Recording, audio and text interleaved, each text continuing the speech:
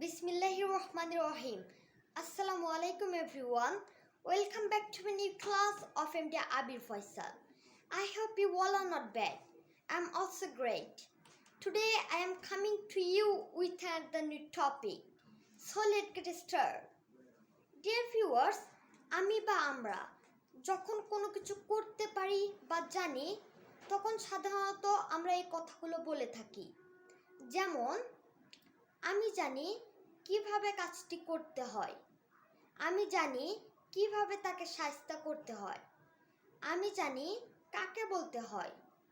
এই ধরনের বাংলা বাক্যগুলোকে আমরা ইংরেজিতে কিভাবে বলতে পারি চলুন জেনে নেই। আমি জানি কাজটি কিভাবে করতে হয়, I know how to do the work.